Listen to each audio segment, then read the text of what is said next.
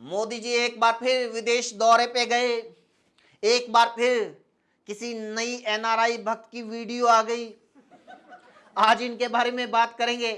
लेकिन ये जिस हिसाब से सीन बार बार रिपीट हो रहा है, ऐसा लगता है किसी ने इसे लूप पे लगा के छोड़ दिया है। क्योंकि जब भी मोदी जी विदेश दौरे पर जाते हैं तो कोई ना कोई ऐसी एनआरआई भक्त अचानक से सामने आ जाती है, जैसे रैली में जाते हुए एम्बुलेंस। ये मैडम 8 साल से जापान में रहती हैं। इनका कहना है कि वैसे तो जापान में रहना सेफ नहीं है, लेकिन मोदी जी के कनेक्शन की वजह से वो यहां सेफ रह पा रही हैं। जी हां, मणिपुर वाले भी यही बोल रहे थे, मोदी जी के कनेक्शन की वजह से सेफ। कैसा कनेक्शन? जापान में भी जियो चलता है क्या?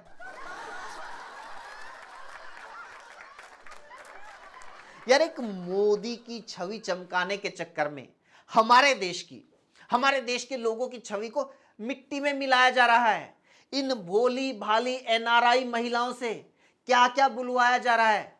अरे जो देश इन लोगों को इंडिया से बेहतर लाइफ लिविंग स्टैंडर्ड दे रहे हैं, अच्छी जॉब अपॉर्चुनिटी, अच्छी सैलरी, सोशल लिबर्टी, मुफ्त एजुकेशन, मुफ्त हेल्थ सर्विसेज और वर्ल्ड क्लास सेफ्टी दे रहे हैं, ये एनआरआईज उन्हीं देशों को अनसेफ बोलती हैं, उन्हें गाली देती हैं।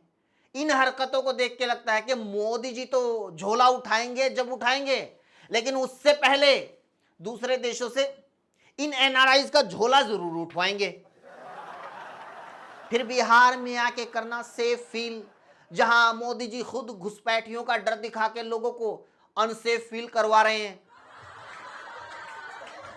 ये लोग जापान को अनसेफ बोल रहे हैं, जबकि सेफ्टी के मामले में ग्लोबल पीस इंडेक्स जीपीआई के मुताबिक जापान दुनिया के सबसे सुरक्षित देशों में 9वें नंबर पर है। ये दुनिया के टॉप 10 सेफ देशों में आता है, जबकि इंडिया की रैंक 77वीं है।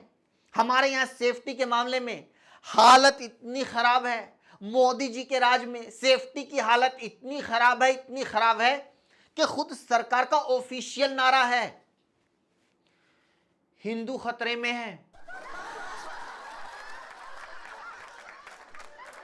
देश की 80% आबादी मोदी जी के राज में 11 साल से डर के मारे सो नहीं पा रही, क्योंकि आंख लगते ही मैसेज आ जाता है, हिंदुओं जाग जाओ।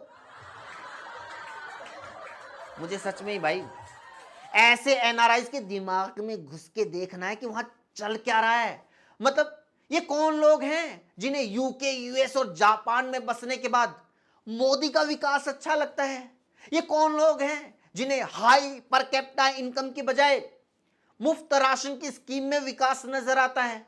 ये कौन लोग हैं जिन्हें मर्सिडीज में बैठकर वैगनार अच्छी लगती है?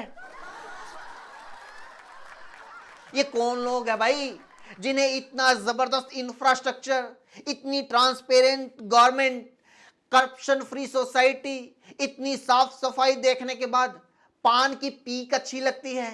ये कौन लोग हैं जिन्हें कॉरपोरेट की जॉब करने के बाद मनरेगा का कार्ड पसंद आता है? भाई आप एक जापानी की जगह आकर सोचो कि वो इन मैडम की स्टेटमेंट सुनकर भारत के लोगों के बारे में क्या सोच रहा होगा।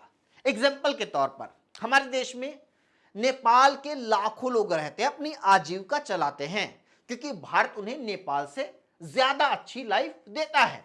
और भारत के लोग अपने नेपाली भाइयों को प्यार करते हैं, उन पर बहुत ट्रस्ट करते हैं।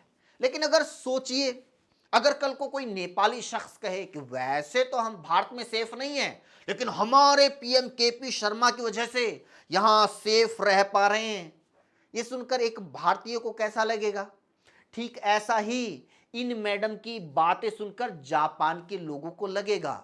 जापानीज लैंग्वेज में तो पता नहीं, लेकिन हमारे यहां इसे नमक हरामी कहा जाता है। आपने नोटिस किया होगा कि पिछले कुछ महीने से देश का हर दूसरा तीसरा यूट्यूबर वीडियो बनाकर बता रहा है कि कैसे दुनिया में भारत के लोगों के खिलाफ हेट फैल रहा है, कैसे दूसरे देशों में लोग हमारी सिविक सेंस का मजाक बना रहे हैं, कैसे दूसरे देशों ने भारत के लोगों को वीजा देने पर सख्ती बढ़ा दी है। ये सब सिर्फ उन लोगों की वजह से नहीं हो रहा जो विदेशों में जाकर छपरीगिरी करते हैं, ठरकीबाजी करते हैं, कहीं भी नाचने लगते हैं, गंद फैलाने लगते हैं, गंदे तरीके से खाने लगते हैं, कूड़ा कचरा फेंकने लगते हैं या चोरी करते हुए पकड़े जाते हैं। भारत के लोगों के प्रति बढ़ रहे हेट के पीछे ऐसे लोगों का भी रोल कम नहीं है, क्योंकि सरकार के हाथों में खेलने वाले इन लोगों की हरकतों ने हमारी फॉरेन पॉलिसी को, हमारे देश की छवि को एक तमाशा बनाकर रख दिया है दुनिया में। ये छोटी बात नहीं है कि किसी डेमोक्रेटिक देश में बैठकर ये लोग भारत के पीएम को अपना बाप, अपना भगवान बोलते हैं। इससे दुनिया को पता चलता है कि भाई भारत के लोग आज भी किस हद तक मानसिक गुलामी के शिकार हैं। इनमें लोकतंत्र की कितनी समझ है, क्योंकि लोकतंत्र में कोई भी नेता या कोई भी पीएम जनता का नौकर होता है, भगवान नहीं। जिन लोगों को अपने पीएम से सवाल पूछना चाहिए कि सर आपने देश का ऐसा हाल क्यों बना दिया कि हर साल लाखों लोग भारत छोड़कर जा रहे हैं, क्यों हमारे जैसे लोगों को दूसरे देशों में बसना पड़ रहा है, क्यों हमारे बच्चों को और आपके बीजेपी के नेताओं के बच्चों को भी पढ़ने के लिए दूसरे देशों में जाना पड़ता है, क्यों नहीं 11 साल में आपने भारत में कोई वर्ल्ड क्लास यूनिवर्सिटी या कॉलेज बनाया, क्यों नहीं आपकी सरकार भारत में यहां के जैसा विकास कर पा रही, क्यों 21वीं सदी में भी आप ये धर्म संप्रदाय और हिंदू मुस्लिम की राजनीति कर रहे हो। ये सवाल पूछने की बजाय ये लोग जाकर मोदी मोदी चिल्लाते हैं और देश का मजाक ही बनाते हैं। यार क्या ये दूसरे देशों को समझ में नहीं आ रहा कि अगर मोदी ने सच में ही इतना विकास किया होता तो ये लोग हमारे यहाँ आकर नॉइस पोल्यूशन नहीं फैला रहे होते, इंडिया वापस चले जाते। बेवकूफ समझते हो आप दूसरे देशों के लोगों को। 2014 के बाद से हमारे पूरे देश की छवि और डिप्लोमेसी पर्सन सेंट्रिक हो गई है। देश की बजाय बस मोदी का जिक्र होता है।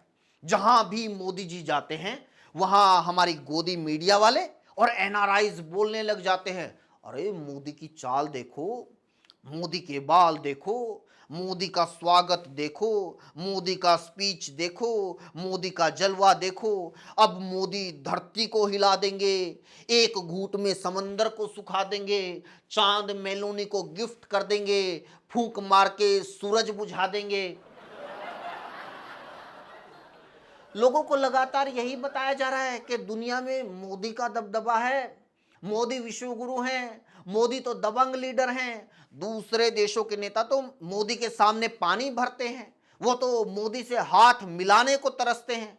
मतलब मोदी को बड़ा दिखाने के चक्कर में हमने सभी को छोटा दिखाने की कोशिश की, और आजकल ये इंटरनेट सोशल मीडिया के जरिए इन हरकतों को सारी दुनिया के लोग नोटिस करते हैं। वो ये सब देखकर भारत के बारे में अपनी ओपिनियन बनाते हैं और उसी हिसाब से हमारे साथ रिश्ते रखना चाहते हैं। उन्हें पता चल चुका है कि भारत का अगर कुछ इस्तेमाल करना है तो भारत के फायदे की बात करना जरूरी नहीं है, सिर्फ मोदी की तारीफ कर दो। तारीफ सुन के मोदी जी इतने मंत्रमुग्ध हो जाते हैं, इतने मंत्रमुग्ध हो जाते हैं कि उनसे आप कुछ भी करवा लो। जैसे डोनाल्ड ट्रंप ने उनसे अपना चुनाव प्रचार करवा लिया, जिसके बारे में कोई सपने में भी नहीं सोच सकता कि कोई नेता कैसे किसी दूसरे देश में जाकर किसी दूसरे नेता के लिए चुनाव प्रचार कर सकता है। लेकिन ये भारत की महान विदेश नीति के साथ चीरहरण मोदी जी ने किया, सिर्फ अपनी झूठी तारीफ और छवि के चक्कर में। इस सरकार की फॉरेन पॉलिसी किस हद तक डिजास्टर साबित हुई है, इसका अंदाजा इसी बात से लगाया जा सकता है कि बाकी देश दुनिया को तो आप छोड़ दीजिए, आज एक भी हमारा पड़ोसी देश हमारे साथ नहीं खड़ा है, उसके साथ हमारे अच्छे रिश्ते नहीं हैं। नेपाल, बांग्लादेश, म्यांमार, श्रीलंका, मालदीव, एक टाइम पर इन सभी पड़ोसियों की फॉरेन पॉलिसी का निर्णायक फैसला दिल्ली करती थी। हर संकट में ये देश पहली पुकार भारत को लगाते थे, लेकिन आज ये सारे देश चीन के नजदीक जा चुके हैं। हमारे पड़ोसी देशों में एंटी इंडिया सेंटीमेंट लगातार बढ़ रहा है, क्योंकि इनको ट्रिगर करने का काम खुद सत्ताधारी पार्टी की ट्रोल आर्मी कर रही है, जो रोज किसी ना किसी देश के खिलाफ हेट कैंपेन चलाती रहती है। ये सब इसलिए हुआ क्योंकि मोदी जी ने फॉरेन पॉलिसी को गली मोहल्ले की चर्चा और सोशल मीडिया की ट्रोलिंग और ट्रेंडिंग का सामान बना दिया। लेकिन ये जरूरत से ज्यादा एग्रेशन, बिना बात का तमाशा और हर एक मामले को सोशल मीडिया ट्रेंड बनाना, ये फॉरेन पॉलिसी में नहीं चलता। जहां कभी एक कदम आगे तो कभी दो कदम पीछे भी रखने पड़ते हैं। बिना रील बनाए, बिना शोशेबाजी किए, बिना वीडियो बनाए दूसरों की मदद भी करनी पड़ती है। मौके के हिसाब से नजाकत और हिमाकत दोनों दिखानी पड़ती है। और सबसे ज्यादा जरूरी, देश के नागरिकों के बीच में, दो देशों के नागरिकों के बीच में आपसी सौहार्द का संदेश फैलाना होता है, ना कि बायकॉट फलाना, बायकॉट ढिमका। अगर ऐसे कारनामे करोगे तो विदेश नीति का ढोलक बनना तय है, जिसे एक साइड से अमेरिका बजाएगा तो दूसरी साइड से चीन। फिर कहते रहना ये ढोलक नहीं, ये तो डंका बज रहा है। इसी के साथ वीडियो में इतना ही दोस्तों। कैसे लगी कमेंट जरूर कीजिए। इस पूरे मसले पर मोदी जी की जो चीन यात्रा है उसके ऊपर भी अपनी राय जरूर रखिए और लोगों तक पहुंचाइए, शेयर कीजिए। चैनल को जरूर सब्सक्राइब कीजिए। Thank you so much.